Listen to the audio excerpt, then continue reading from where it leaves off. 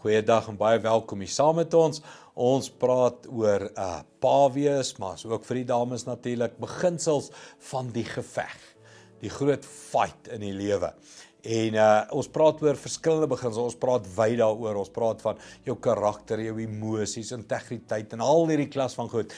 Vandag wil ek weer nog so 'n ander puntjie net met jou aanraak oor die kennis wat jy het in die lewe. Hoor wat sê Spreuke 11 vers 14. Waar kennis van die lewe ontbreek, gaan 'n volk onder. 'n Goeie regering se krag lê in sy kundige leiers. Is dit nie ook so in ons besighede, in ons besluitneming en al hierdie goed dat kennis, né? Ek het vriende, prokureurs, dokters, ouditeure, is van my persoonlike vriende en dis ontsettend lekker om saam met hierdie manne te kuier want hulle het soveel kennis oor besigheid. Hulle het soveel kennis oor die wette en pas op vir dit en moenie dat en as jy 'n kontrak opstel en hier is die belastingwette en die somme en wow, dis so nice om sulke slim mense te hê in ons lewe. Maar ek wonder hoeveel van ons het sulke kennis as dit kom by die geestelike oorlog. Ek bedoel, ons lees, 'n man sal baie vinnig sê, nee, ek is nie 'n leser nie, maar ons lees oor karre, oor rugby, oor sport, ons leer oor besigheid en finansies. Hoeveel van ons het 'n geestelike boek op ons boekrak?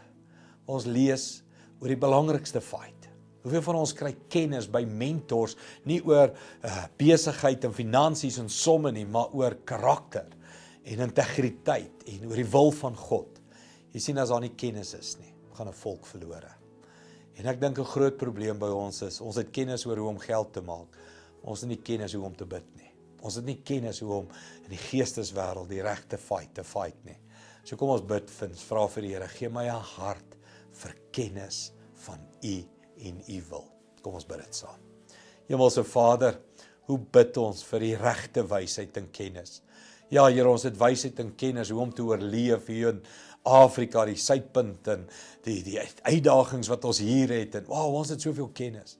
Maar Here, het ons die kennis wat tel, die kennis van U, die kennis van U wil, die kennis van die geesteswêreld. Hoe bid ek, Here, dat ons 'n hart en 'n aptyt sal ontwikkel vir die belangrike kennis.